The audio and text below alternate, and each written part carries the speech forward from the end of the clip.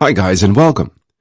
On this video, we're going to review some of the best ways to lower your student loan debt and how can you implement them in your loan.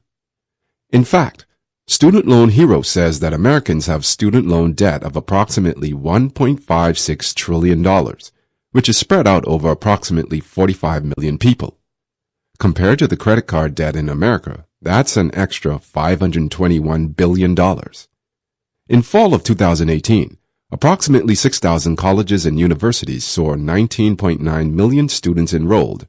In fact, during the year of 2018, the FSA processed over 18.6 million FAFSA, which offered approximately 12.7 million students $122.4 billion in loans.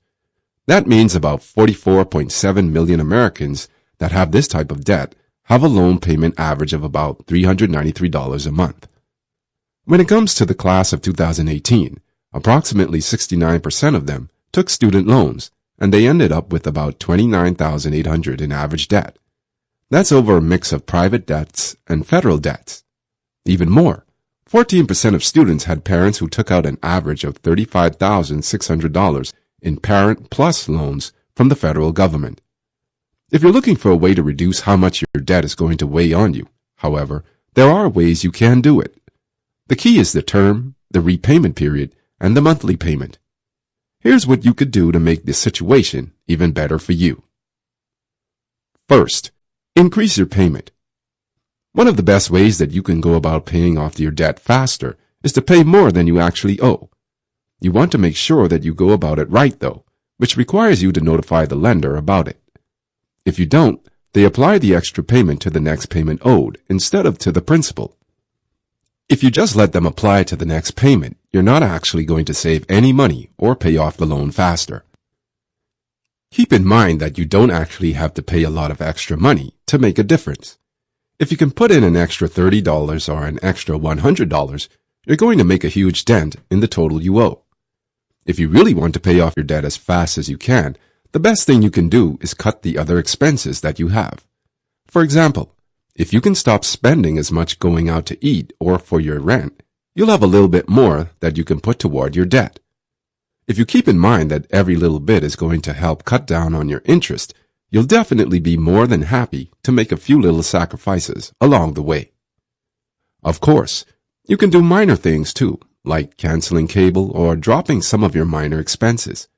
No matter what you prefer, you'll be able to pay off that debt a whole lot faster. Is that something you want? A good budget can definitely help you figure it all out. Another thing you can do is to increase your repayment process. If you're willing to pay for longer but want to lower the amount, you have that option as well. Normally, you're going to pay off your loan over a total of 10 years, but you can extend this if you like. With an IDR plan, you can get anywhere from 10 to 25 years to pay it off. Those who owe more than $30,000 can request an extended plan that gives you the option of fixed payments or graduated payments and then gives you up to 25 years to pay back the debt. For those who have more than one debt, it's possible to combine them and get as much as 30 years to pay them off. It's going to depend on how much you owe, and you have to make sure you use a federal direct consolidation loan to do it. You won't get lower interest, but you'll get a single payment. If you decide to go with extending your payment term, just like using an income-driven plan, you're going to end up paying more money in interest.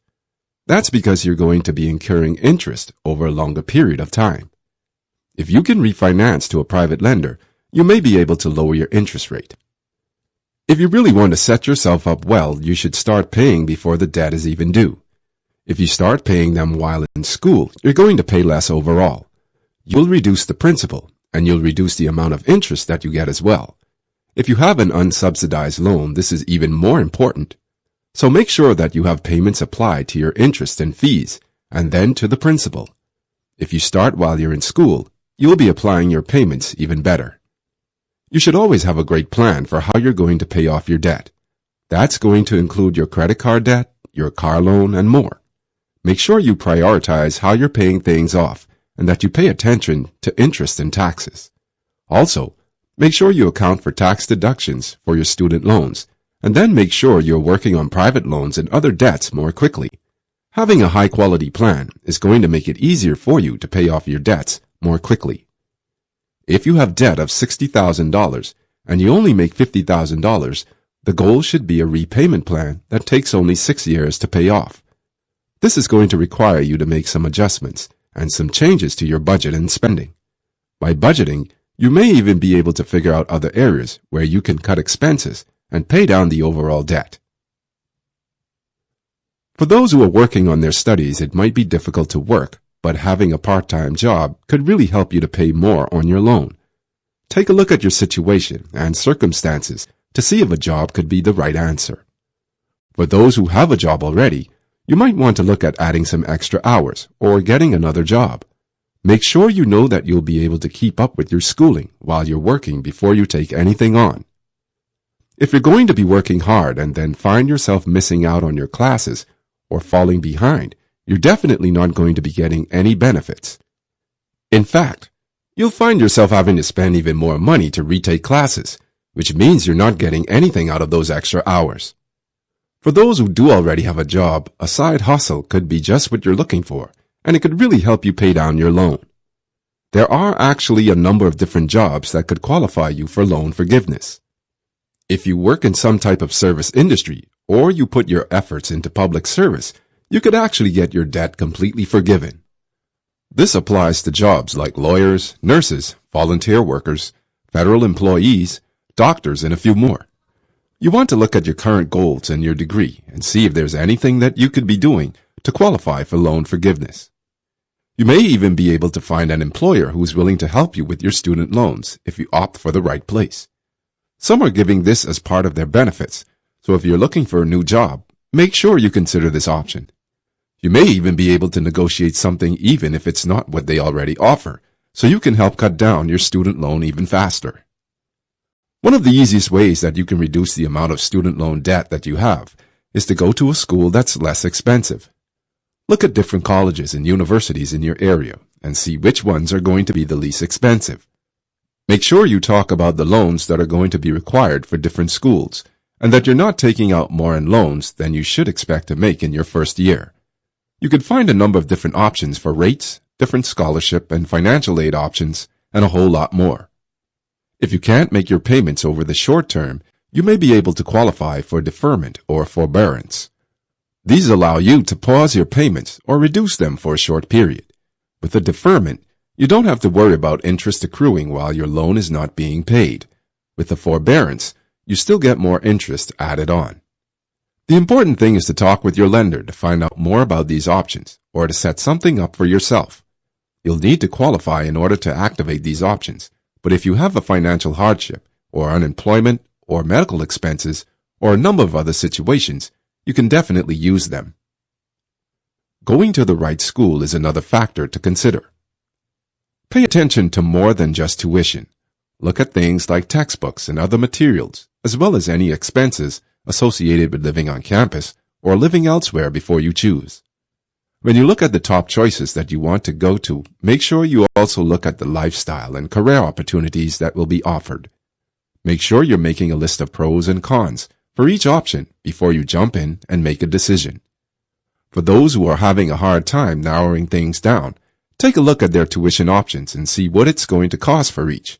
Then, look at how it's going to be trying to get into the classes you want or need.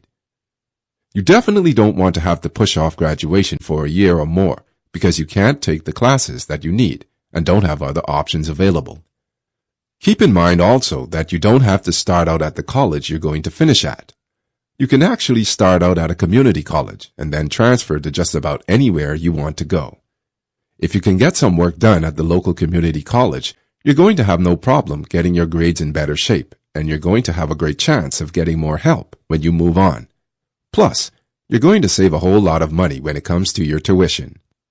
If you're not totally sure about how you're going to pay off loans later on, make sure you're not taking out more in loans than a typical first-year salary in your field. If you want to reduce the amount of money you're spending on loans, the best thing you can do is fill out the FAFSA. This application is going to make you eligible for a whole lot of free money, and that's definitely going to be a great benefit. You'll be eligible for things like federal aid and even federal loans. Those loans are generally going to be less expensive overall than a private loan, and you're going to have the option for payment plans and more. This application also decides whether you can do any kind of work study, which means you could get lower tuition costs. What's great about these is they're right on campus, and they're designed for people who are attending school. Anyone who has more than one federal loan may want to take a closer look at all the details and consider whether consolidation is the best way to go. You could end up extending your loan term and bringing yourself down to only a single payment. You'll need to consolidate in order to use forgiveness options or specific plans, but even if you don't qualify for those, it might be a good idea to consolidate. You could possibly extend the life of your loan and lower the amount you have to pay each month. Just note that you're not going to be saving money through this type of consolidation. You're not going to lower your interest, and you are going to increase the amount of interest that you're charged over the life of the loan. So you'll have to decide if you care more about the interest rate or the amount you're charged each month. Early graduation is another thing you can in order to lower your debt. You actually have the ability to take up to 6 classes in a semester in most schools, and this still counts as full-time tuition. If you're able to take those 6 classes every semester, and especially if you came into college with some credit applied, you could actually graduate early. If you cut a full semester off, you're going to save 12.5% when it comes to tuition, and that's going to save you a lot of money. Keep in mind you're not going to have some of the senior fun experiences, and you're going to have to work a whole lot harder. But you could definitely reduce your expenses and still get the exact same degree that everyone else in your graduating class is getting.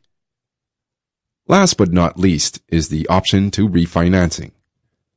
This is only really going to work if you used private student loans. With refinancing, you're going to be taking out an additional loan and paying off the loans that you already have.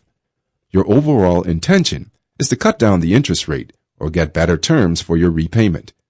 You won't be able to do this with a federal loan, but if you have private loans, you may be eligible. That's it for now.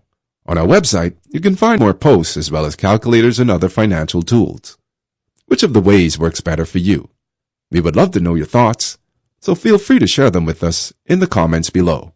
I hope you enjoyed it, and don't forget to subscribe to our channel to get the best financial videos for free.